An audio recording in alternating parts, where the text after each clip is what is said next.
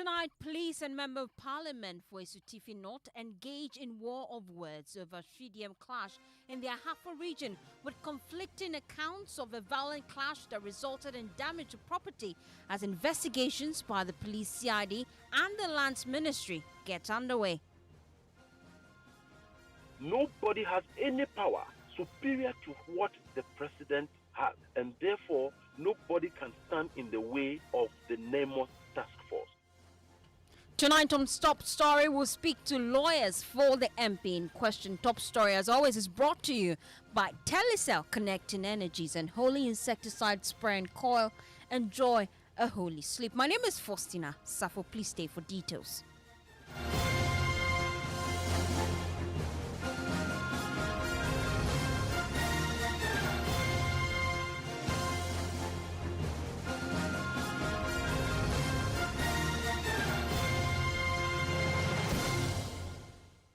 Thanks for staying with us.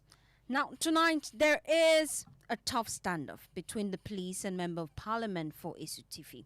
It comes as there are concerns about what happened over the weekend. This tense standoff is unfolding between Member of Parliament for Asutifi North, Ebenezer Kwekuado, and the police over conflicting accounts of a violent clash at Hwidiem in the Ahafo region. The police claims that the MP in question incited a mob that attacked a military-led task force, obstructing their work and freeing suspected illegal miners. However, the MP vehemently denies these allegations, alleging that the police's report is misleading and fails to acknowledge his role in calming tension between residents and security personnel. The confrontation, which resulted in damaged vehicles and heightened tension, has prompted investigations by the police CID headquarters and the Lands Ministry. As the probe gets underway, the MP and police are engaged in war of words, each sticking to their version of events. Well, let's get into the police statement really here on Top Story. My colleague Michael Ashali joins me. Quick, let's start with what exactly the police is saying. Fostina, so according to the police, on Saturday, 1st November 2025, the NIMOS director and his team intercepted illegal miners operating near Bruni Chrome in the Ahafo region and arrested some suspects. They said exhibits retrieved from them include a Smith & Wesson pistol, 2 pistol magazines, 21 rounds of 9mm ammunition, and unregistered Range Rover and unregistered Toyota RAV4 again, and then several mobile phones. And then where does the MP come into all of this? So in that same police statement, the police claims that even before they conclude investigations into the incident, their preliminary investigation show that the Member of Parliament for Asutifi North, Ebenezer Kwekuado, who is alleged to have incited the mob and obstructed the NIMOS team, arrived with a group of men and demanded the suspect's release. When his demand was refused, the group forcibly removed the suspect's handcuffs and chased the NIMOS team from the scene. Now, the statement continues that a mob numbering over 600 allegedly incited by the MP later besieged the Hwidiem police station, demanding the release of the miners and seized vehicles. The crowd vandalized the director's vehicle, damaged part of the police station, and threatened to set it ablaze. What we understand now is that calm has eventually been restored through the joint efforts of the police, the military, and the Zango chief of Hwidiem, who helped to mediate the situation and facilitate the safe evacuation of the NIMOS team. And then what's the next line of action for the police? Well, the statement also tells us that the IGP has instructed the CID headquarters to take over investigations into the attack and says the MP has been invited to assist in ongoing investigations. Now, the MP also released a statement reacting to all these allegations from the police. What exactly is his defense? So the MP insists that the claims are false. In his words, under no circumstance will I incite the youth against security officers or any government planned agenda. According to him, upon reaching Hwidiem, I realized there was, or he says in a statement that he realized there was tension in town. I was told that there was a military operation ongoing. So he called Honorable Collins Dowda to inform him of the development, and he asked him to go to the site so that he could speak to the team to ascertain what was going on. He goes on in a statement to say that upon reaching the site with my constituency vice chairman and driver, I introduced myself to the leader and asked that he spoke to the person on the phone. I saw some youth at the site and advised that we move to the police station to officially make a statement and hand over items and suspects to calm tensions. The MP says upon reaching the police station, the major road had been blocked, preventing vehicular movement. Together with the military regional police crime officer, the NIB operations, and the Kenyasi police commander, we all remained in charge of the police while statements were being taken. He goes on to say that I called the Zongo chief of Hwidiem to assist in calming the situation. He volunteered to pick the military officers to his vehicle because the military pickup had been tampered with at the time. And what really is his reaction to the police report? Well, he says it is quite unfortunate that the police, in their situation report, failed to acknowledge my contribution, which is his contribution, towards ensuring calm. I urge the public to disregard the false narratives aimed at tarnishing his reputation, Fosti. Thank you so much, Michael Ashali. But finally, what is the Lands Ministry saying about this tonight? Well, the ministry confirms that it has been briefed on the development.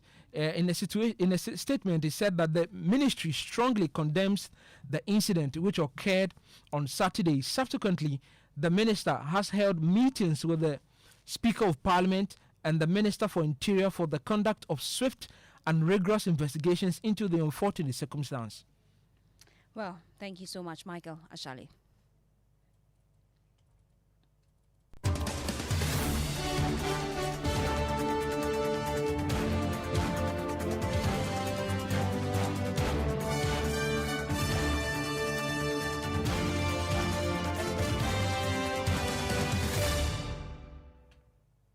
Well, thanks for staying with us here on Top Story. If you just tuned in, we're just giving you information that the police and Member of Parliament for Asutifi North, they have been engaging in war of words over what exactly transpired at Hwidiem in the Ahafo region. There are conflicting accounts, really, as to what led to the violent clash. And we've heard from the police.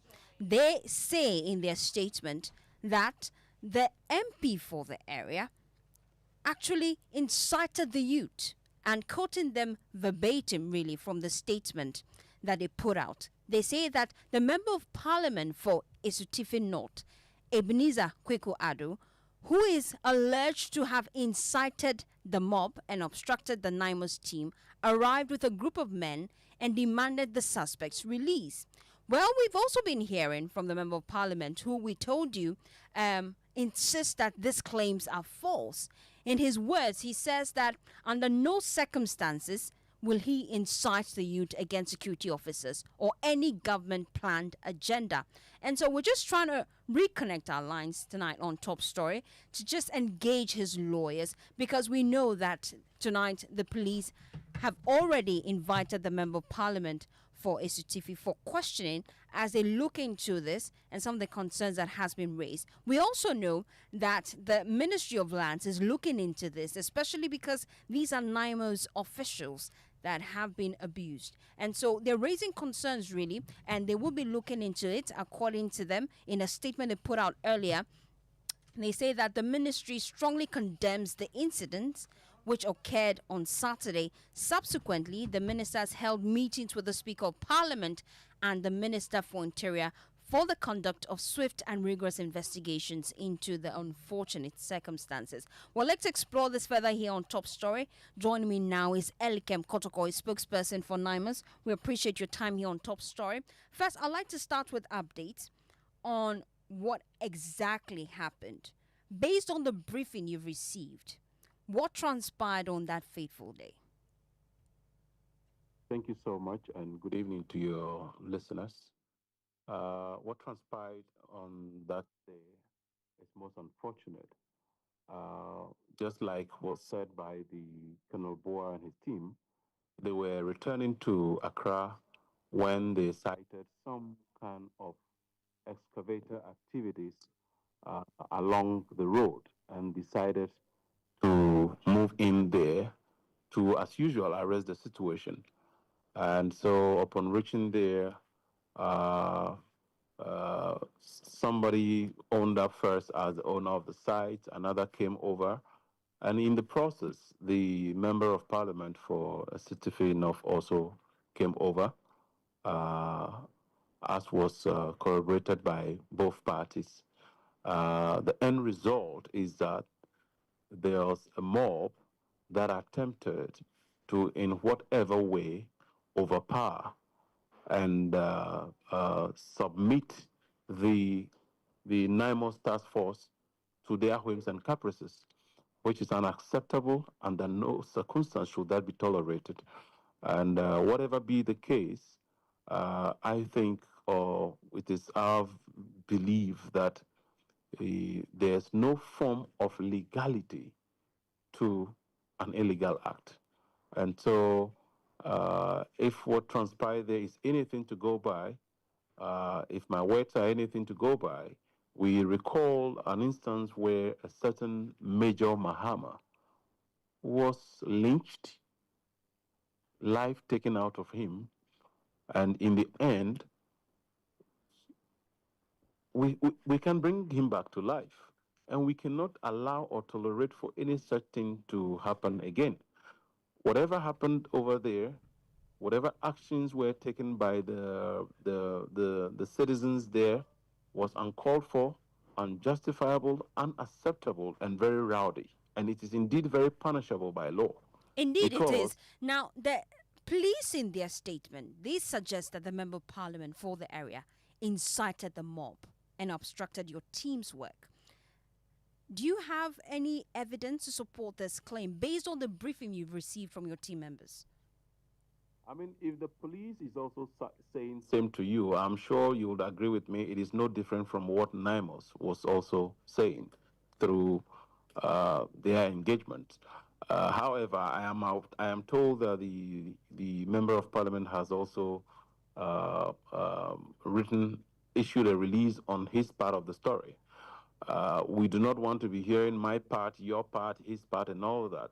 It is in that good faith that the sector minister, Honorable Emmanuel Amakofibua, has swiftly and immediately moved in to meet with the Speaker of Parliament and also with the Minister of the Interior to ensure that a swift address is given to, or attention is given to this matter, to quickly bring it to a proper conclusion and to ensure that justice is upheld, discipline is actually held in high esteem, and nobody is made to go scot-free for doing the wrong thing because they are either in a certain high number or belong to any certain side.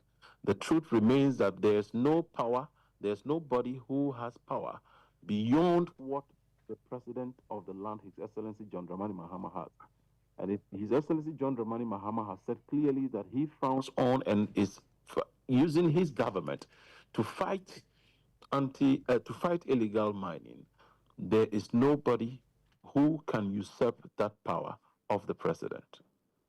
But just to be clear, the NIMOS official's account corroborates that of the police. Is that the case? I want to believe so. And then what are you expecting Parliament to do moving forward? Because we see that you have concerns about this as NIMOS. It doesn't have to do with what our expectations are, but we only expect that the right things are done. Any perpetrator is brought to book. And the minister, having met with the speaker, understands that because a member of parliament is involved, this is not to pronounce him guilty before any engagement, but because a member of parliament is involved, he did the honorable thing by ensuring that he reaches out to the speaker of parliament to ensure that whatever steps ought to be taken, what measures need to be taken are done and done right to ensure that they follow due process to make sure an amicable resolution of this matter. And then, really, what's the current state of the officials, the NIMOS officials, as we speak? Military men don't bend, and so it is just one of such episodes. They have overcome that already, and are still battle ready to go on with the fight that they have been sanctioned for. They are trained for such things. And that is why I would want to say that, look, what if the police had not been able to put the situation under control? What if the chief imam had not provided the vehicle, which even was vandalized?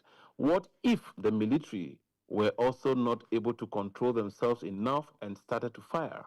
It could have been something worse. But I must commend them again for their show of discipline in the face of such adversity. I'll come back to you to ask you about how you plan to deal with this moving forward, especially when it comes to security of NIMOS officials. But then, in just making your point, you said this is one of many. Is it the case that incidences like this have been happening and we're not aware, involving NIMOS officials? How many have you dealt with, really? No, when I say one of many, I only mean to say that because NIMOS involves military personnel, they are so used to aggressive engagements, and so it is nothing new to them to be encountering such an aggression because they are trained and built for that. Not to mean that there have been instances of that nature. But they've met resistance, haven't they? They will always meet resistance, and they have always overpowered resistance. It also means that in furtherance of the discharge of their duties as given them by the sector minister, the president through the sector minister, they will need to also beef up their security. And I would even say that begin to ruthlessly deal with persons who are engaged in this illegality that we all frown on. Mm. Elegam, stay with me. Let me bring in Kwesi Jimfi, his lawyer for Ebenezer Ado, who is Member of Parliament for Asutifi North. We appreciate your time. We've just been hearing from the police, really, in their account of events. Now, they're saying that according to their preliminary investigations, the Member of Parliament for the area, Ebenezer Kweku Ado, allegedly incited the mob and obstructed NIMOS officials. How do you respond to this claim?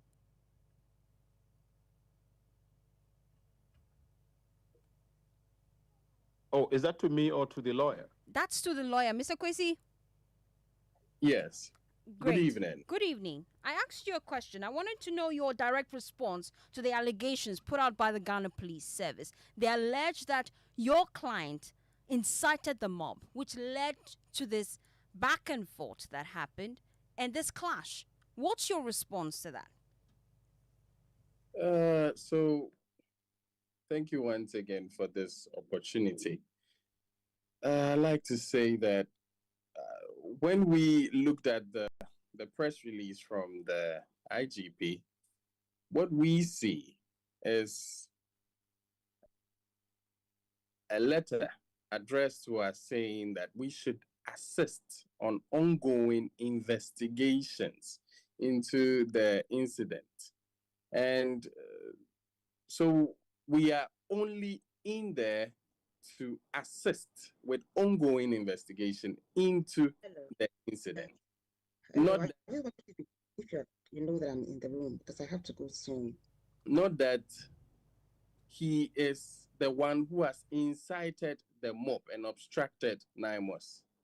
We are there to assist ongoing investigation because once again, he assisted with the facilitation of the NIMOS team. So that is where we are coming from on that tangent. So I don't know. But and this is the Ghana Police Service giving us details of their preliminary investigations. Are you even confident of a fair trial? Oh, very much so. I mean, our constitution guarantees that. And I mean, what is being put out there is what may have been misinterpreted. But in essence, we believe for a fact that Honorable Ebenezer Kwesi Ado has not in any way incited any mob or obstructed NIMOS in any way. Stay with me because The police is given a conflicting account, and I'll come to you for your final word, Mr. Kwesi, on your next line of action and how you plan to fight this in court. But then let me bring in Awula Sewa. If you just tune in, you may have listened to her earlier. She's co-coordinator of Eco-Conscious Citizens. She joins us live here on Top Story. Awula, we appreciate your time, and I acknowledge that you have to go, so let me do this briefly with you before I return to my guest. We're just hearing from a member of parliament and the police give conflicting accounts of a clash that happened. From where you sit, how will this even impact the fight against illegal mining? Good evening to your listeners, and thank you for having me. Well, the purpose of investigations is always to ascertain the veracity of the information that has been given. So, first of all, we want to commend award-winning journalist Erastus Asaredonko for bringing this matter to our notice. We don't know whether, if he hadn't highlighted it, we'd be having this conversation. And it just shows the dire situation we find ourselves in, where NAMOS can be attacked by persons who should know better. But yes, everybody is innocent until proven guilty, and we look to finding out what actually happened. But I'm sort of disappointed that as at now, the MPs have not yet been suspended. And we are very concerned about what appears to be selective justice. I'll look at the case in Atronsu, where mining was going on illegally, the Atronsu stream was being poisoned, and nothing was happening to our complaint. As soon as 2 excavators got burnt, the police sprang into action. The excavators got burnt, I believe, on a Thursday night. And on the Friday, which was Farmers' Day, arrested activists who happened to be cocoa farmers and an assemblyman, rushed them to court. I spoke to the police commander. I was under the impression they'll be given police bail. They were not given police bail. They were rushed to court without their lawyers being present. The court denied them bail, and they were remanded in custody. They spent Friday, Saturday, Sunday, Monday in custody before our lawyers got there. And they were accused of, which they deny, of burning excavators that were being used to destroy the environment. So the selective justice is what is of great concern. As we speak, excavators are in Atronsu. We've tried to alert NAMOS through third parties because Elecam, the number that you gave us, did not go through to NAMOS. I tried it several times. An individual picked up the phone, said it was a private number. He'd give me the number. To this date, we don't have a number for NAMOS. But we reached out to NAMOS through third parties. And to date, NAMOS hasn't been able to go there, which makes us believe that they're under-resourced. And if you're under-resourced, you may have all the good intentions, the best personnel, but it's very difficult to do the job you are mandated to do. And that is why civil society is calling for a state of emergency, so that we'll have the resources that are needed to get rid of this existential threat. And if we find highly placed persons who should know better, actually being impediments to the fight against illegal mining, we can understand the difficult task that NAMOS has to deal with. Thank you so much, Awula Sewa. Let me just come back to Kwesi Jemfi. He's lawyer for Ebenezer Ado, who is member of parliament for Asutifi North. We appreciate your time here on Top Story. Just as we wrap up the conversation, the police in its statement reaffirms that your client actually introduced himself and demanded that the miners be released and the vehicle seized be also released. How do you respond to that claim? Did you do that indeed, based on the talks you've had with your client?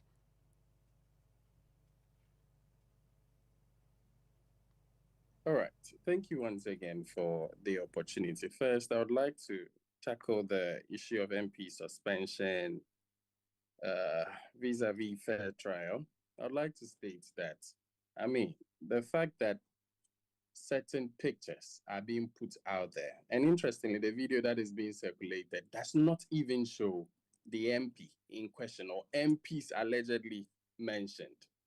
Fair trial does not just go by way of just getting up to just suspend parties. It takes time. It takes due process. If you would see our letters that we've addressed to the IGP, you'd realize that we've stated that we are ever ready to assist with police investigations. So if we are hearing talks about MP suspension, I think that is a little bit against the rules of fair trial. Now, to these talks about the MP seizing keys and whatnot, We would like to state on record that all that the MP sought to do was to actually calm tensions in between the parties that were seen on premises or on site. So he indeed seized the keys? Is that the case? No, please. What was done was to de-escalate the situation, because I don't know if you've heard from the honorable minister, the member of parliament for Asutifi South. He clearly stated that they had tried as much as possible to reach the director.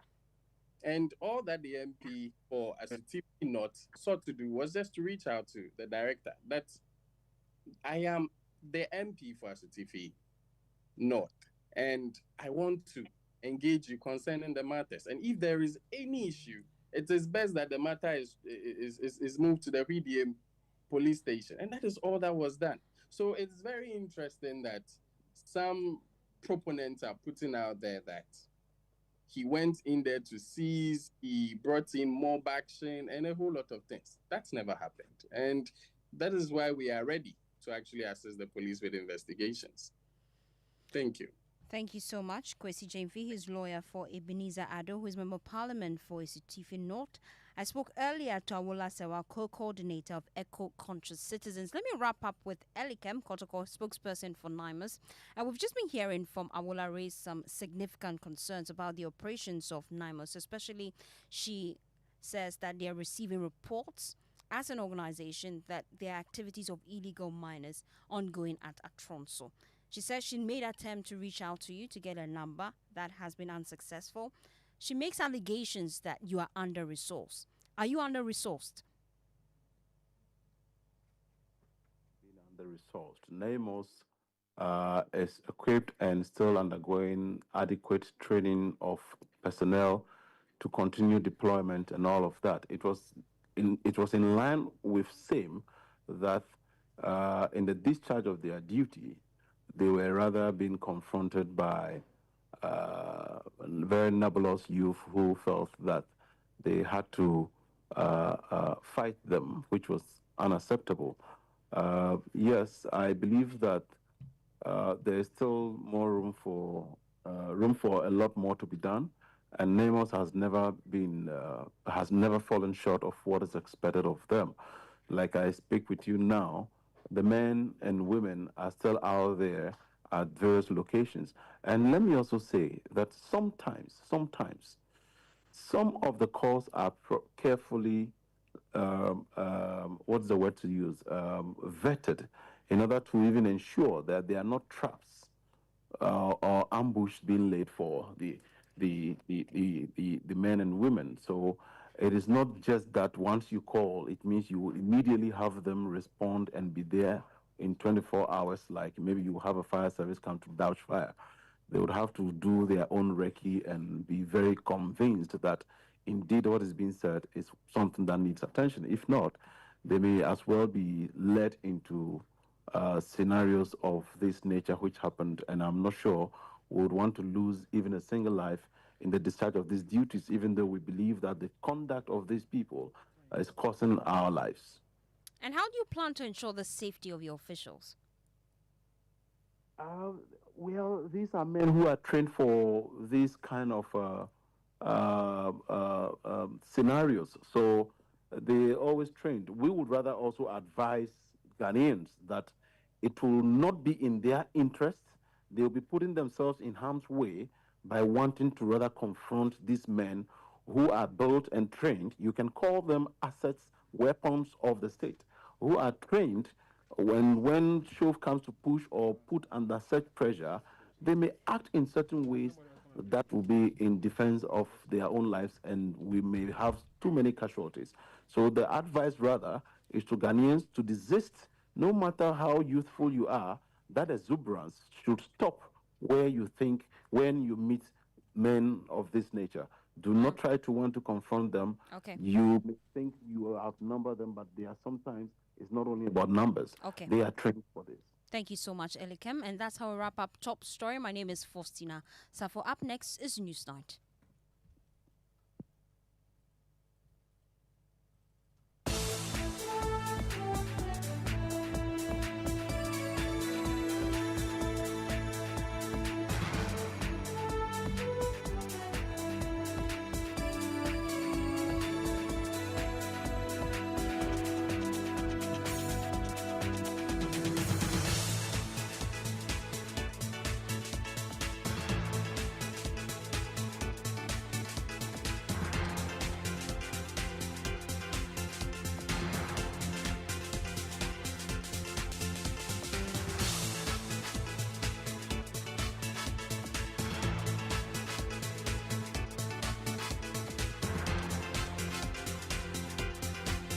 In the next 60 minutes here on Newsnight, Public Accounts Committee recommends prosecution of 12 entities, including Konfanoche Teaching Hospital and Ridge Hospital, for failing to comply with the committee's directive to fully recover amounts highlighted in the Auditor General's report within 30 days.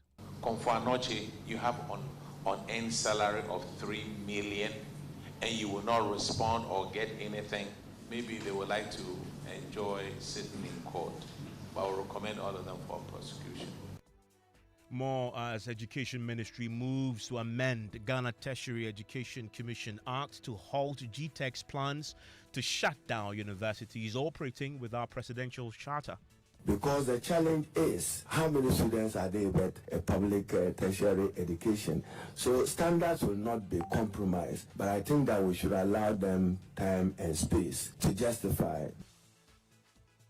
Also tonight, Lightwave eHealthcare Solutions Limited fights Health Ministry over claims its servers are situated abroad, insisting the minister's claims are false. And for your information, the server doesn't even sit in Ghana. It's far away in India. And you are saying that that centralized server is in the Ministry of Health building on the first floor? Yes. And then every facility has their localized Every facility have their localized service.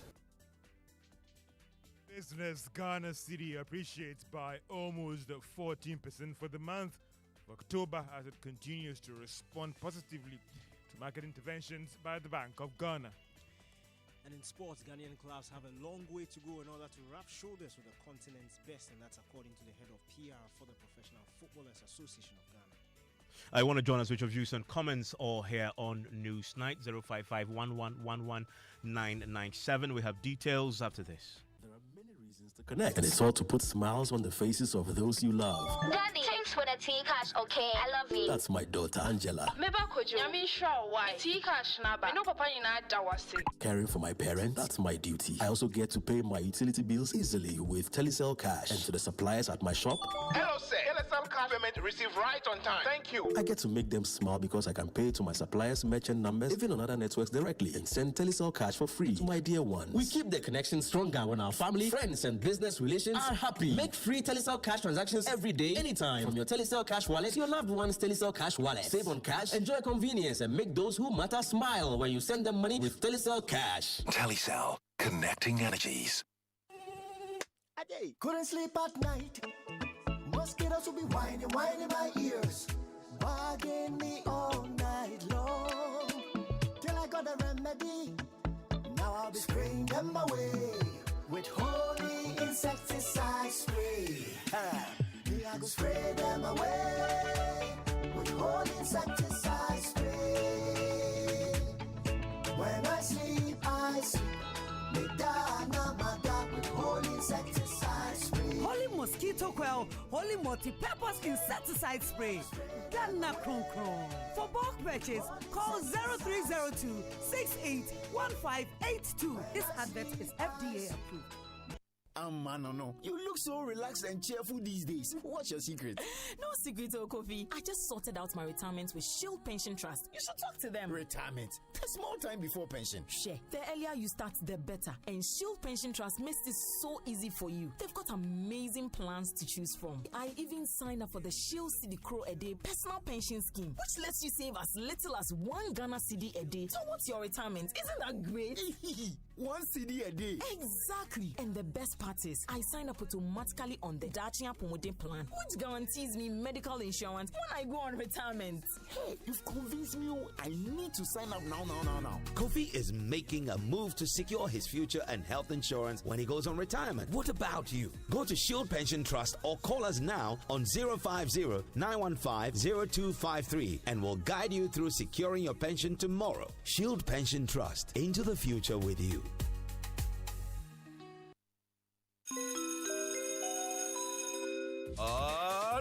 Introducing Ghana's first unlimited photocopier leasing. Yes, from just 983 Ghana cedis, you can lease a multifunctional photocopier and print unlimited. Yes, unlimited and free paper every month. Guess what? That's not all. Toners, repairs, and maintenance all are free. And oh, I'm not kidding at all. And we cover the whole country. Yes, the whole country. What are you waiting for? Just visit us at www.valexlease.com or call 0244 644048. I repeat, or call 0244 644048. Remember, terms and conditions apply. Valex Lease, affordable document management solutions.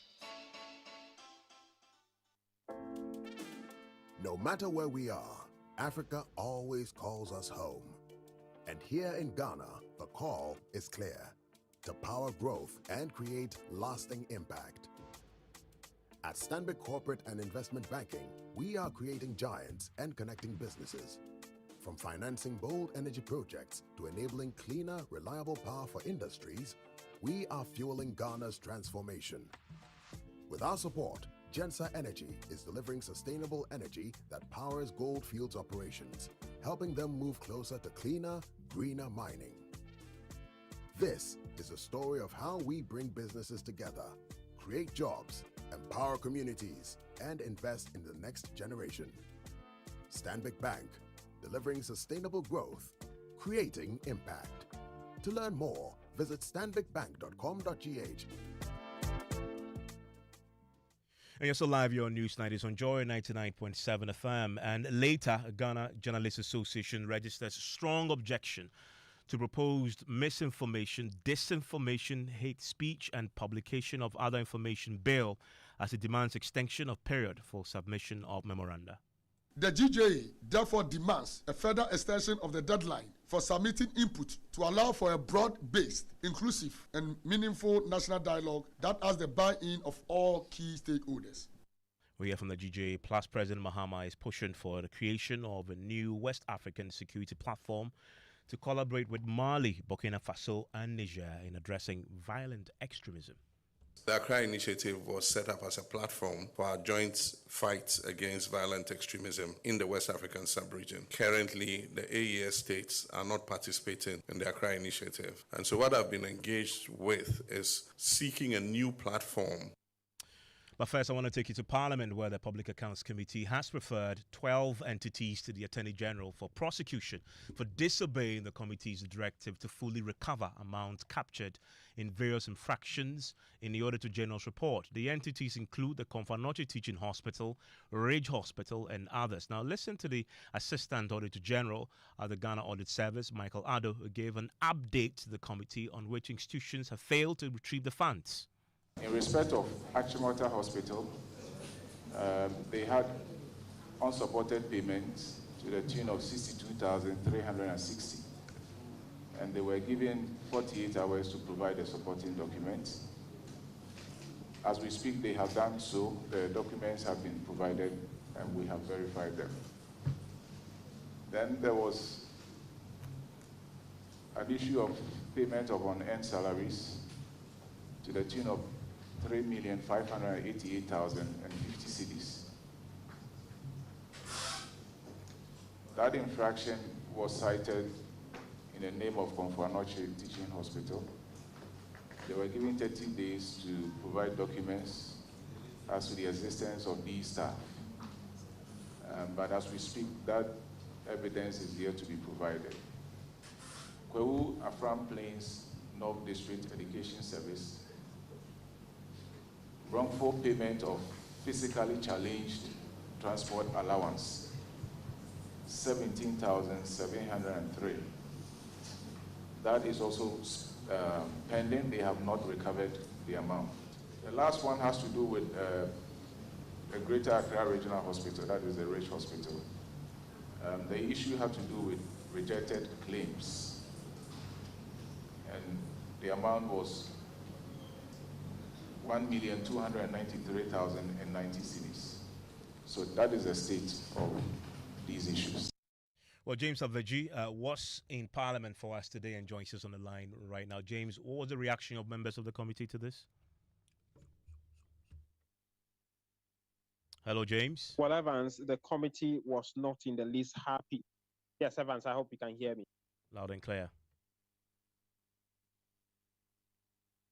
Evans, I was saying that the committee was not in the least happy with the development. In fact, just so you know, there were about 13 entities involved in this development, and they were given between 48 to 48 hours to 30 days to, come clean on some of this infraction. And out of that, we're hearing today that only Achimota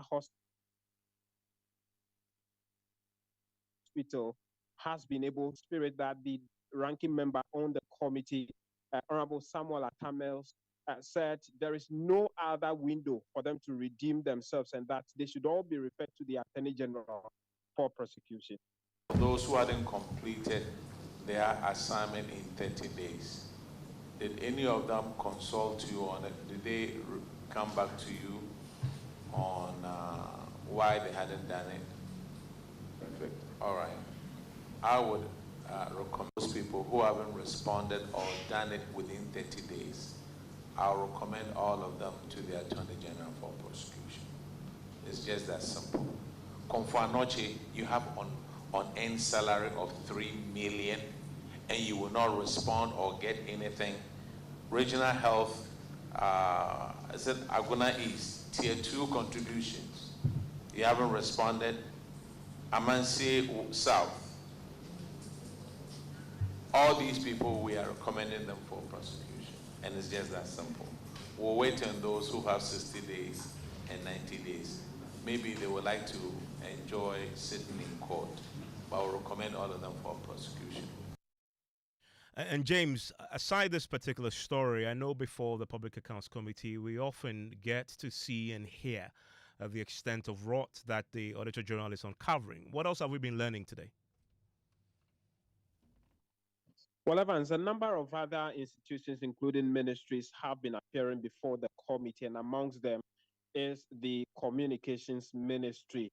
A number of issues have come up, particularly about this whole move by the Ministry of Health to, roll out the rest of the hospitals that have been in this light wave issue that has been coming up in the last few days. The Minister of Health indicated that the government want to take over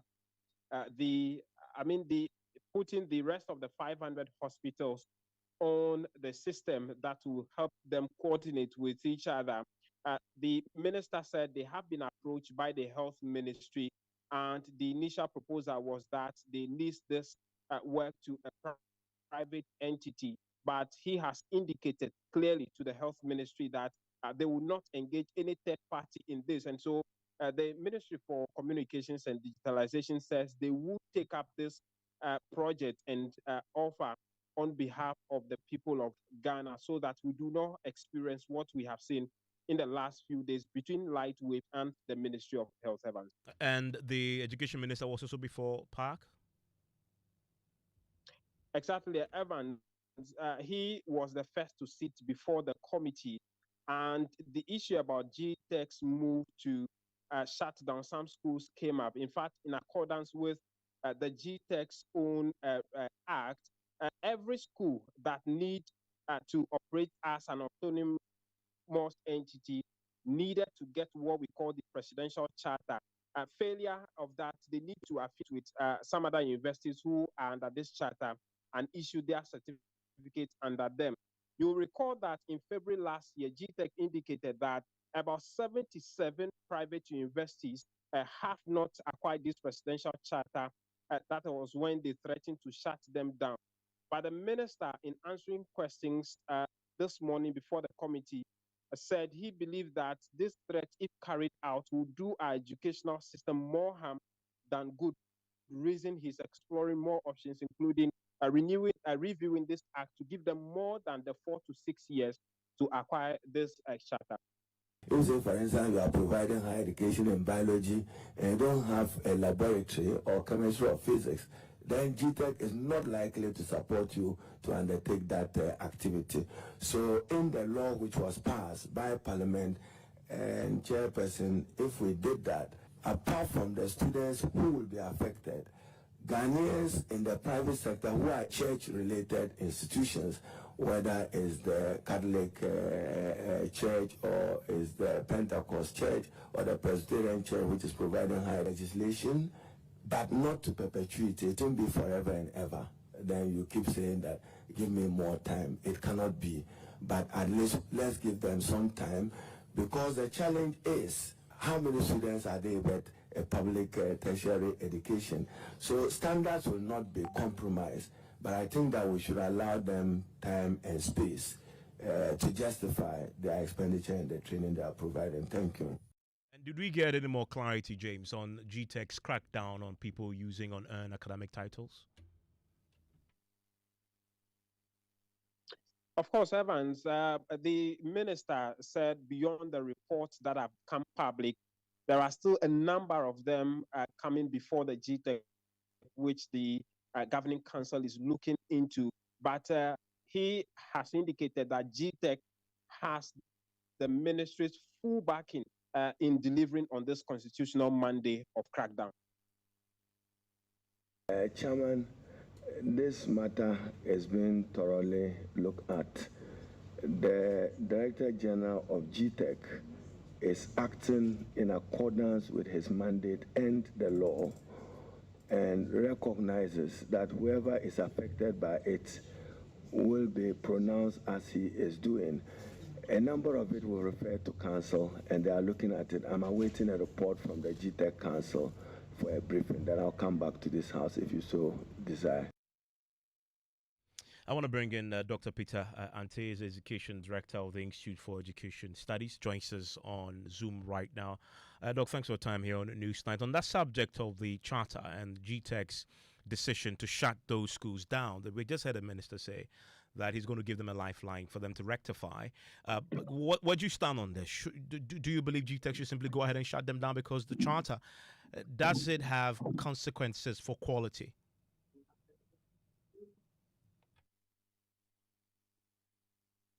Hello, Dr. Peter Ante, please unmute for me. I think, hello, good evening. Thank you, Evans. I think the minister is being progressive. There are a lot of students who are going to be affected by the decision of GTEC to shut down these universities, and I think that the minister's approach is progressive. Yes, there is a need for the universities to meet certain, the private universities to meet certain standards before they can continue to operate. But then these universities do not operate in a vacuum. They are providing a specific service that are very crucial to the education sector. We should have at the back of our minds that there are a lot of students who are going through the secondary education system who would need to access tertiary education. At the same time, as a country, our strategic focus is to reach a tertiary education enrollment ratio of 40% by 2030. We can't do this with only the public universities. We need the private universities to also be up and doing. And therefore, any kind of assistance, any kind of support that the state can give these private universities to be able to meet the set standards for them to continue to deliver quality education for the other number of students who will not be able to access the public university system should be commended. And I think the minister's approach for me is progressive. But what about the implication of not having a charter? The minister wants to give them a lifeline, but these institutions should have known that they needed that to operate fully. Exactly. So that is why I think that there should be a timeline giving them to ensure that they are able to meet the set standards. And I also think that although people might think that this might have a certain kind of impact on the delivery of education, quality education in these universities, there should be certain kind of monitoring mechanisms that should be put in place by the ministry. So this shouldn't be just a word by mouth by the minister.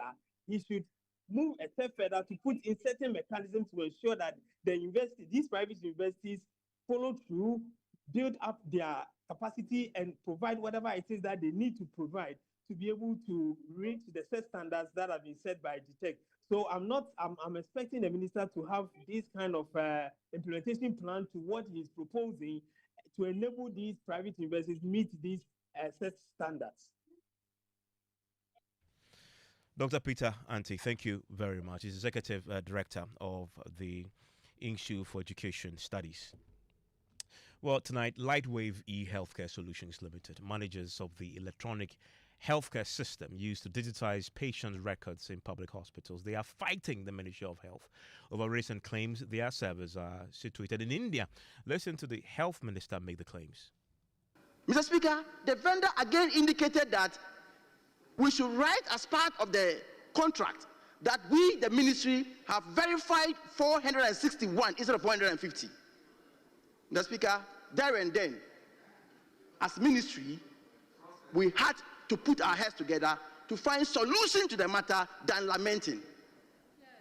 Mr. Speaker, so, honorable members, the good news is that I've shared with you the challenges we have inherited, where the medical records, the electronic medical records, was being hosted by an individual, where the country didn't have access to our service. But at the moment, Mr. Speaker, we have the solution, and we are rolling out in the whole country. We have a 4-week plan. In the first 1 week, next week, we are rolling more than 100 facilities. The third week, more than 100 facilities. And, Mr. Speaker, I can assure you, with the shortest possible time, we'll get all these 450 facilities covered. Mr. Speaker, what this vendor was doing to the state was that as and when he demands what, then you switch the thing off. And Mr. Speaker, for your information, the data, the server doesn't even sit in Ghana. It's far away in India. Yes, far away in India. Mr. Speaker, we are religiously guided by this contract, and we'll put in place the necessary solutions so that we'll prevent the reoccurrence of the mess we have inherited. Mr. Speaker. Well, the company in question, they've been fighting back today. Speaking to my colleague, Kodoyang Singh, Senior Project Manager at Lightwave e-Healthcare Solutions, Eric J, described the claims as false, insisting the servers were hosted at the Health Ministry building. This with the facilities. So, do you own servers in India? Oh, no. No. We don't own any server outside of this country. Outside the borders of this country, we don't have any server sitting in it. Because you are being accused of holding this data in a server in India, out of the reach of the government of Ghana, the people of Ghana, who actually, as you confirm, are the owners of this data. It baffles me when I hear this, because I wish there was anyone mentioning this has an evidence that Lightwave has some data sitting in India. Any form of evidence to show that we have any server seated outside of the country. I'm not limiting it to only India. If we have any of our activities seated, they can bring that evidence. But Lightwave has an American, in fact, it was originally an American company. And you are saying that that centralized server is in the Ministry of Health building on the first floor? Yes. And then every facility has their localized Every facility service. have their localized service. All right. We are also told by the minister that you have been paid $75 million on a $100 million contract. So about 75% of the money has been paid to your company. Yeah. But out of 950 hospitals that you were supposed to connect, you have only connected 450, which is less than half. Yeah. So how have you done less than half of the work, but you've been paid 3/4 of the money? Yeah, I think this is another untrue or a misconception or a deliberate act of not telling the populace of Ghana the right information. Because, yes, we were supposed to do 950 facilities, and we have completed them. Well, he said more, including that the ministry's accusation that they are conducting an audit of their work is one that went ahead at health facilities without their prior knowledge. If your media team would go to any hospital that is running, any hospital, and you ask them to give you, that is using the light wave and they are working, and ask them to give you your medical records, and they tell you they are unable to, let us know, because it's there. They do it every time. So I don't know which data the minister refers to. If it is about the source code, which came up in the meeting we had on September 3rd, that is lightwave intellectual property. It does not belong to the ministry or the government of Ghana. But the data that the system used, the system used in collecting, that data is for the ministry and for the government of Ghana. And if you are talking of the back end and you come and say you want the source code, meaning if you push lightwave out with that information or that source code that you have, you'll be able to deploy the lightwave system in other facilities. But that is not part of the ministry's agreement that we signed with them. Let me bring in Tony Goodman. He speaks for the Health Ministry, joins us right now. Tony, thanks for your time here on Newsnight. We just heard the executive of Lightwave tell us that first, this accusation that the servers were hosted in India and one individual was in charge of it, and the fear that was created that our health records were sitting in another country with one person controlling it and seeing everything. He says it's completely false, and that server was sitting at the Health Ministry. Have you verified that? Good evening to our listeners. That's not correct. We even had a meeting today with the technical officers, including those who were on the project today. And they told us again that they don't have access to the servers, they don't have access to the data, and what they are referring to is called a backup server, which is actually not the server hosting the data. We have said, and we will continuously say, that the server is not in the ministry. We don't have access. Our technical officers do not have data. They don't have access. They have no control over the system that was running. So this is not true. This is a fact, and we've put this fact out there. What is important is for the people of this country to know that we are currently reconstructing data. If we have the data, why should we be doing reconstruction? It's because we don't have it. Let me clarify something. So there is a server itself and there's a backup server, correct? That's correct. Where is the server itself and where is the backup server? Are they all in India? The backup server is mostly what we call the on-site server at the various facilities. We have another information even from NITA saying that those servers are just there. They are not storing anything. They cannot be used for anything. The original server, the mother server for the project, is not in this country and is not in the Ministry of Health.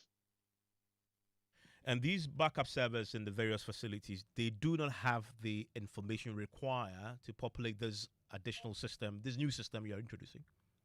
No. What we are currently doing is we have also run some assessment of what is currently in the hospital to see if possibly we can run the current software on. So, and we were told that these are even about expiring, and we have to be careful how we're going to run this new system on. So there are a lot of things currently ongoing. We are still assessing to see whether we can even use them. But as we speak, NITA, the national, the institution in charge of this nationally, has gone through and have realized that these are just items sitting there. You cannot use them for anything. The minister also alleges that Lightwave has been paid monies for work not done. If that is indeed the case, they've actually denied that, by the way. When are we going to see action in terms of possible prosecution on the matter? We have put the fact out there. We have met various state institutions and have given them this information. The state institutions responsible for these will also take it up. Our mandate at this point is to make sure that the people of this country go to hospital and do not face any hitch, do not face any glitch. They are able to access quality of care. That is what we are currently doing. The other aspects, be it prosecution, be it corruption or whatever, the various institutions responsible for these issues would take it up. But we are dealing with what we have to deal with. The problems that the hospitals were facing over the last few weeks, where are you in resolving that? I know the National Health Insurance Authority boss, for example, went around some of the hospitals, saw the problem firsthand. What's the update on that on the ground? Yeah, so we are currently using the short code, which is the old system to verify members of the health insurance scheme. We have begun the rolling out of the new system, which is the Ghana Health Information Management System across the country. We are live today in most of the facilities. We hope that very soon all the hospitals, at least the 450 hospitals, will be activated on this system, and then we would phase out these problems we are currently going through. So this is where we are on this. Tony Goodman, thank you very much. He speaks for the Health Ministry. So live here on Newsnight is on Joy 99.7 FM. If you've been to the hospital recently and have experienced the challenges that others have, share your experience with us. You've heard Tony Goodman say that they've almost resolved the challenges. You're using the short code now for those of you who you were not able to verify your details, and so you have to pay out of pocket. I want to hear your experience. 05511 11997. George Jaffe is joining me right now with business. Hello, George. What do you have in the headlines? Well, events coming up in business. Cedi appreciates by almost 14% against the dollar for the month of October as the local currency continues to respond positively to market interventions by the Bank of Ghana. And Auditor General submits interim work on claims and commitments submitted by the Finance Minister, Dr. Tuforson, for verification before payments are made. The business news on Newsnight is brought to you by MTN Business. Welcome to the new world of business. Kingdom Books and Stationery, your number one stop shop for all your office essentials, Sinter's tanks, and Pepsodent Herbal and Charcoal. Ah, Ma, have you received the delivery? Sis, yeah, the rider's bay. Send in the momo. Okay, *170. Ah, Pau, don't you use a smartphone? Use the momo app, ne? Huh? App. Hey, I want to say a millennium, say millennial. Inim. Oh, millennium for ya nyaze. Switch to the app. Oh, you're smart. And oh, you're secure. Enter a world of possibilities with the Momo app. Pay your favorite merchant, pay utility bills, and borrow from our wide range of lending services. Move to the app side today. MTN.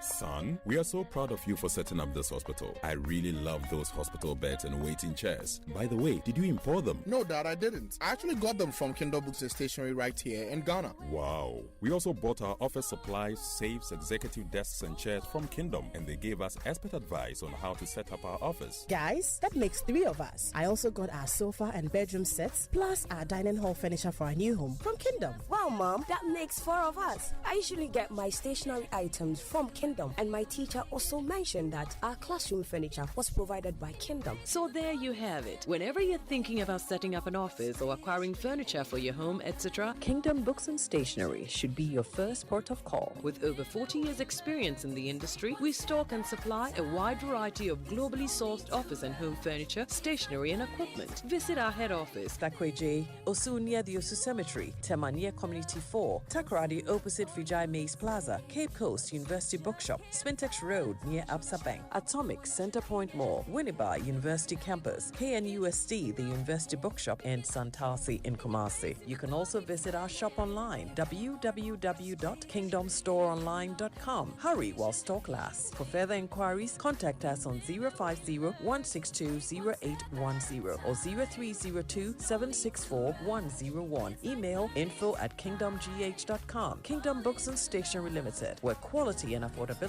is assured. Terms and conditions apply. For many years, we've been solving Ghana's water storage problems with quality tanks. Sintex tank. You know, it is strong, it's tough and reliable. And now we're in to solve the number one problem when it comes to water carriage: our pipes. With the state-of-the-art machinery, Syntex is providing very strong, tough, reliable, high quality and durable pipes at a reasonable price. This is Syntex Pipes. With Syntex Pipes, water flows wow.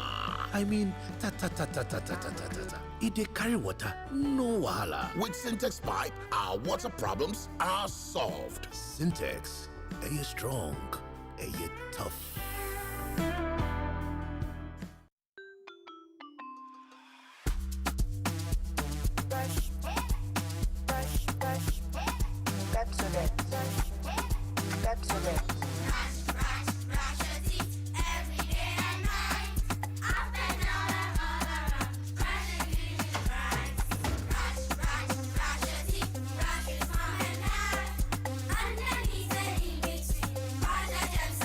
Brushing gets more fun with your kids with the new Pepsodent Kids toothpaste. Give your smiles protection that lasts. Grab yours today from a store near you. This advert is FDA approved. Jack, looking to enhance your car's engine's performance, or your industrial machineries need oil for efficiency? Matter, get 77 lubricants and thank me later. 77 lubricants made in Holland, now available in Ghana to protect and prolong the life of your engine, ensure smooth operation and prevent damage from heat and corrosion. 77 lubricants has engine oils, transmission fluids and coolants available at auto shops nationwide. For bulk purchases, call Autolas Ghana on 055 3333 810 or 0208 132 857. 77 lubricants. Maximum power, maximum protection. Drive on, Ghana.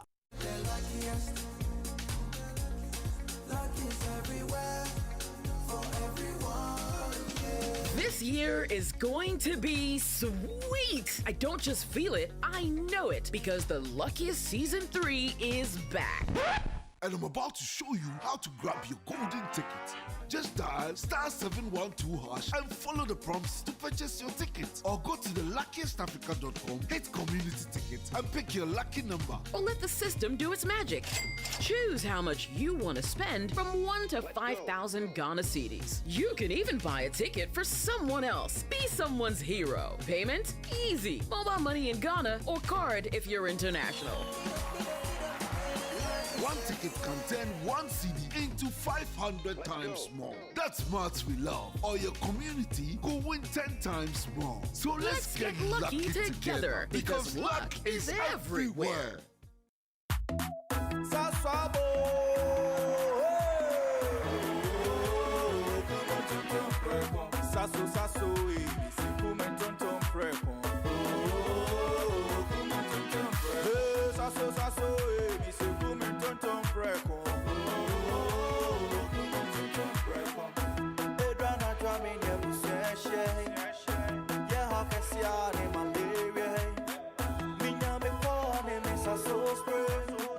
Every mosquito study run away.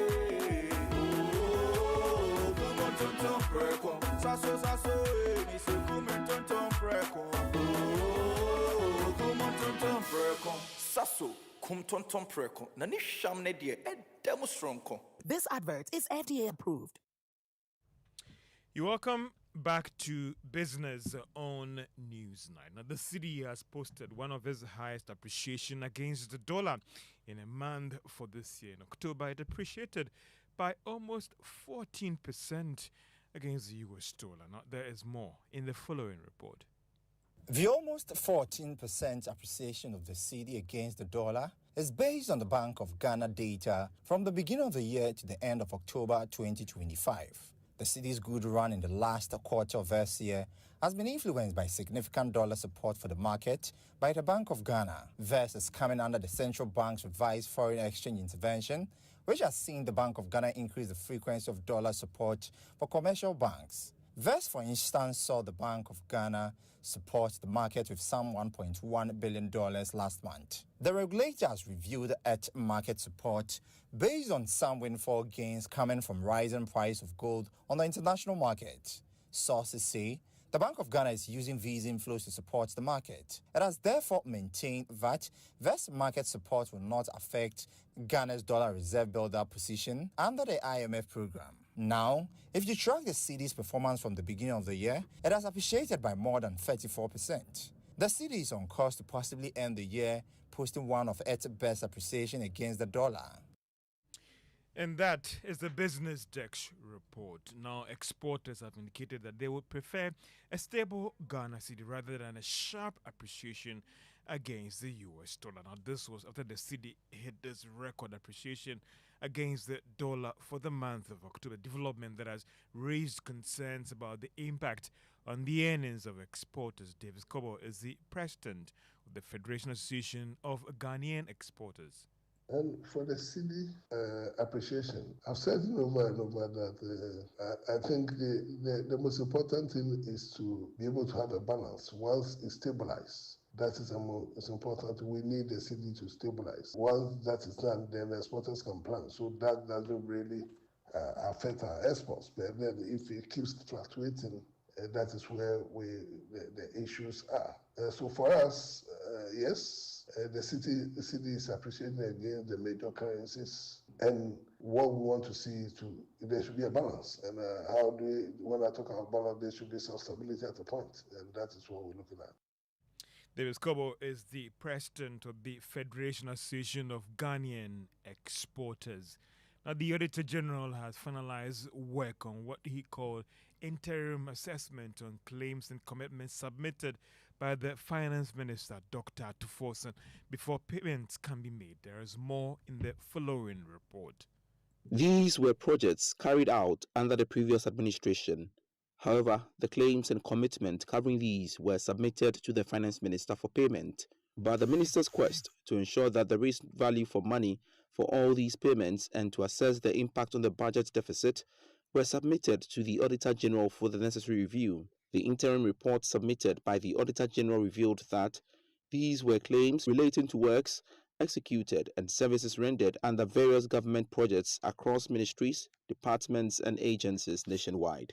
The Auditor General went ahead to announce that affected parties have the opportunity to contest or justify their claims by submitting supporting documentation through the relevant institutions of the Ghana Audit Service for final validation. This verification window remains open until 7th November 2025. After the deadline, any arrears or commitments that remain rejected or unverified will be permanently expunged from the government arrears and commitment records. And that is the Business Desk report. Now, Chief Executive of Vanguard Assurance, Frederick Adotesaka, says Vanguard Assurance will continue to prioritize customers by ensuring speedy claims processes with the utmost customer service. Saka explained that with over 5 decades of experience in the industry, the indigenous company will continue to offer innovative solutions to the insuring needs of the insuring public. He spoke at the 50th anniversary of the Vanguard Assurance held in Accra. 50 years in any business, or the life of any business is a long time. It's been 2 generations so far. We are happy with how far we have come. We have come far because of our customers. And this occasion is just to be thankful and grateful to our customers for the support they have given us, for trusting in us, and believing in us to be the insurer of choice. Same way we have been here because of our clients, we want to remain here again for the next 50 years. So it's all about offering value to our clients, being there for them when the unfortunate happens. When a claim crystallizes, it's all about the speed with which the claim is settled. That is not the moment to ask for too many documentations here and there. It's about empathizing with the client and making sure that you meet their needs as early as you can. Frederick Adotesaka is the chief executive of Vanguard Assurance. To the stock market, MTN lost 4 pesos and is now worth 4 Ghana cedis, 16 pesos. Bank also lost 4 pesos. Now, GCB, on the other hand, was up by 53 pesos. So if you're holding its share, it's now valued at 17 Ghana cedis, 50 pesos. And that's all for business on News Night. George, thank you very much. We can do sports now, and Daniel Cranton is here with the latest. Hello, Daniel. Hi, Evans. Let's go straight into our stories. And Asante Kotoko, they face off against arch rivals Hearts of Folk in the Ghana Premier League this coming weekend. the country's two biggest clubs, head into the game as the only two unbeaten teams in the league this season. As assistant coach for Kotoko, Prince Yawusu believes form will not be a determining factor on Sunday. Yeah, it's something that we all know since our infancy when Hassan Kotoko meets. It's not who plays well. Anybody can win the game. But for us, we need to prepare very well and meet them. It's not going to be easy for us, and it's not going to be easy for them as well. All the two teams are going to go after each other, and the best team will win at the end of the day. But I know these boys will not go out there and disgrace us.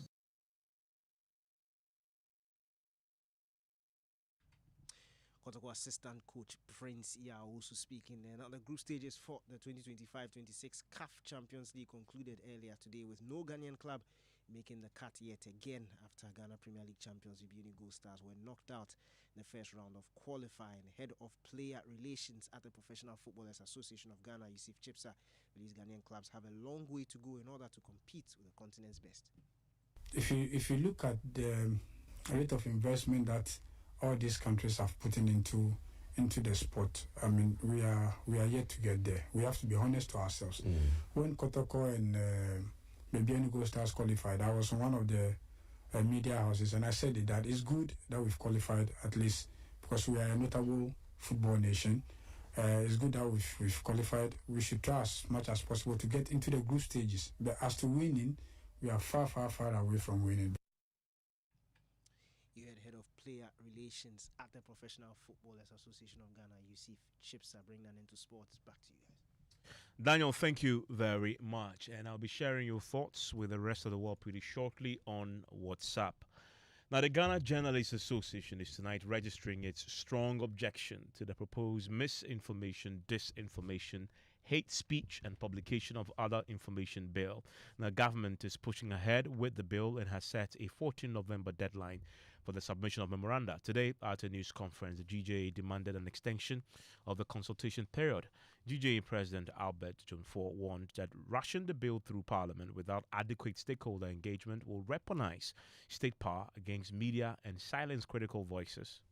Even though the GJA acknowledges the urgent need to stem the rising tide of misinformation, disinformation, and hate speech, the association firmly rejects any legislative process that excludes key stakeholders or threatens constitutionally guaranteed freedom of expression, media independence, and the public's right to information. It is troubling that such a far-reaching bill, one that touches the very core of free speech, journalistic practice, and democratic governance, is being pursued without adequate transparency and stakeholder consultation.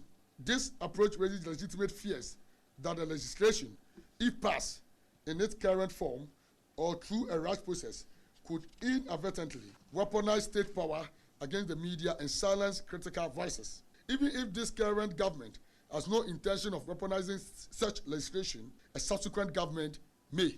The GJA therefore demands a further extension of the deadline for submitting input to allow for a broad-based, inclusive, and meaningful national dialogue that has the buy-in of all key stakeholders. Well, he also has concerns about the Cybersecurity Amendment Bill. I want to bring in right now Matthew Nyandami. He's a ranking member on the Communications Committee in Parliament, joins us via Zoom right now. Matthew, thanks for your time here on Newsnight. These two bills, what briefings do you have about them? Where in the process is it?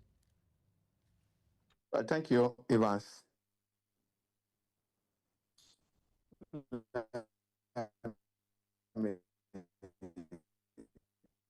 Well, unfortunately, we're having a bad connection to Say the hi Matthew, to can you hear me? Okay. As a committee, we have not. You can hear me? I can now, yes. Yes, what I'm saying is that I was just greeting your listeners and putting it on record that as a house or as a committee, we have not officially been engaged by the minister. So these two bills that you are talking about, the misinformation, the amendment bill on cyber security, we have not officially met the minister. But we have seen some of the copies of the bill, which we are all worried about, and we think that we fully support what the DJ is just saying. We fully support whoever want to look into this bill, that we should not rush this kind of bill through Parliament, because in this country we all know how we rush some materials through the House, and it has to do with only numbers. The proper work is not done. And if we look at this misinformation bill, it kills freedom of speech. It criminalizes freedom of speech. The 24 years ago, what we suffered, and Kufuor came, and fortunately for all of us, he has decided to remove the criminal libel law. We don't think that as a nation, we should go back 24 years ago. So we sincerely think that the bill is of urgent concern. We must all try as much as possible to take very, very important look at it before we allow such a bill to pass. Else one day we'll all be very, very worried by passing such a bill. I can say that, look, the bill is taking us back 24 years ago, which all of us must speak, especially those of you in the media. Don't leave it for we, the politicians, because after politics, when it becomes too partisan, I can tell you that we'll pass a bill that tomorrow we'll all weep and say that, look, never again should have done what we have done. I mean, you say you've not been briefed yet officially. I mean, unofficially, have you been? Hello, Matthew? Oh, it appears I may have lost him down the line, Matthew. Matthew Nyandam is a ranking member on the Communications Committee, speaking to us about two bills, controversial bills, being spearheaded by government. He says they've not been officially briefed yet on any of those bills. One had to do with misinformation, disinformation, hate speech, and publication of other information. The other has to do with the Cybersecurity Amendment. Both are subject of PM Express conversation. Tonight, you want to join us at 9 p.m. across our social media platforms. It's going to be live on the Joy News channel, live on Facebook, YouTube, even on myjoyonline.com. We're bringing all the stakeholders together for a conversation on those two bills. And you want to listen in because we're going to be breaking down what the bills will mean to you. Join us at 9 on the Joy News channel. That's a live on Newsnight on Joy 99.7 FM. Now, President John Mahama is tonight pushing for the creation of a new West African security platform that will bring the three breakaway ECOWAS countries on board in the fight against violent extremism. Currently, those states, Burkina Faso, Mali, and Niger, are not part of the Accra Initiative, which was formed to coordinate West Africa's joint response to terrorism and instability. And the push by the president is coming shortly after we've heard from the U.S. President Donald Trump, who has warned that he was going to send troops into Nigeria on the back of Boko Haram's threat against Christians there. Now, speaking at a joint press conference with the President of Germany, who is in Ghana on a 3-day state visit, President Mahama said the fight against terrorism is not for the Sahelian countries alone, but the sub-regional one.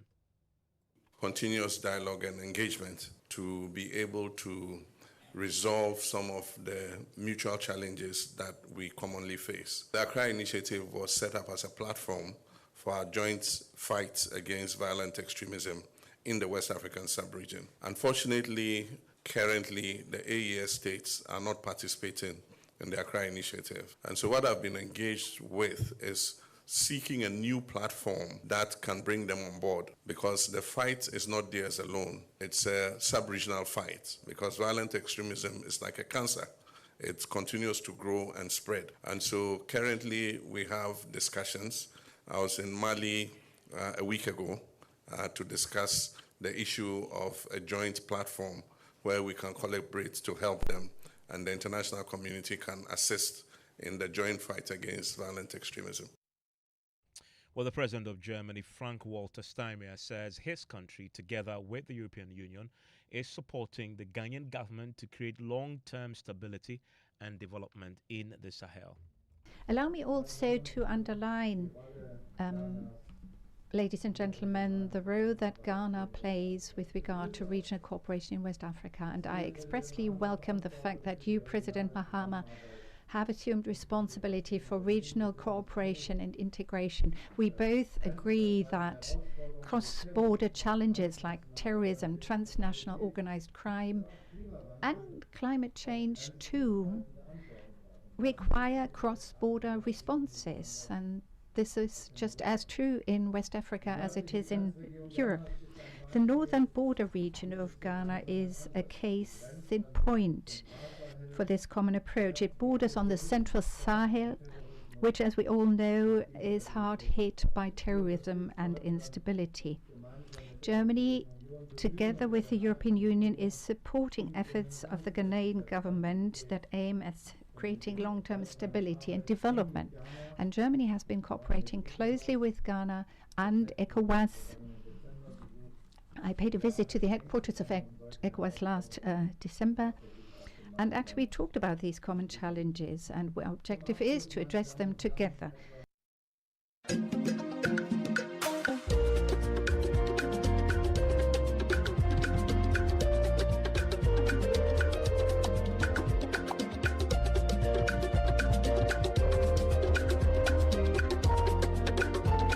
That's my cue to take you to the NSMQ. There have been some electrifying contests today in the 2025 National Science and Maths Quiz. Defending champions Ahafo School alongside their neighbours St. Augustine's College have secured their spots in the grand finale, and they're now eagerly awaiting the opponents who will be determined from a thrilling contest between Achimota, Opokuwari and St. Peter's SHS. And that last semi-final contest is ongoing at the moment. Let's cross over to the Cape Coast University and speak to my colleague Colin Frimpong, who is joining me via Zoom right now. Colin, give me an update. Evans, currently the round one just ended here at the SGS auditorium, and guess what? Opokuwari School is taking Achimota and St. Peter's to the cleaners.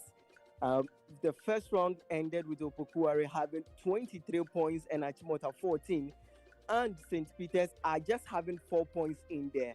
And it has been an interesting contest. Opokuwari has been able to pick almost all the bonuses that will come their way so far. We have 4 more contests, 4 more rounds to go. And earlier we had this contest between Fantipim, I believe, and St. Augustine College. How did that go? So Fantipim contest was the first contest of the day when they came up against Pope John SHS in there, and they also won their contest in there. But the last contest before the Opokuwari contest was between St. Augustine's College, and also they came up against that particular contest. Actually was a bit tough in there, and they were actually losing right from round 1, round 2 to round 3, and they were able to secure a comeback in that contest to ensure that they stayed, they get their dominance in there and get their third or second consecutive final of the national championship. They are hoping that they will secure their third national championship, and that particular contest was an exciting one in there. But we engaged some of the listeners, and after the contest, this is what they said. We'll bring that to you. Want to join colleagues who is live there on the ground. You also want to watch our social media platforms for all the reactions coming from the ground there. Many of you join us with your comments on the stories you've heard so far here on Newsnight. This one from Sir in Mamobi says, hey, I'm a Ghana. In fact, all those money need to be retrieved from those entities, and they must be punished for inappropriate misuse of public funds if Ghana is indeed working. Lincoln says MPP is looking for a classmate from the NDC to partner Chairman Wuntumi, and it will not work. This one from Ayuba says, in fact, this too has to suspect the president and the government agenda to fight against Galamsey in a serious country. A reference to the top story brought it today, and says the light wave owners story is not. I'm with a facility that was on that system. There's no data available on the systems at the facilities. I will encourage you to send your teams out there to verify. Thank you very much for tuning in. My name is Mensah. Enjoy the rest of your evening.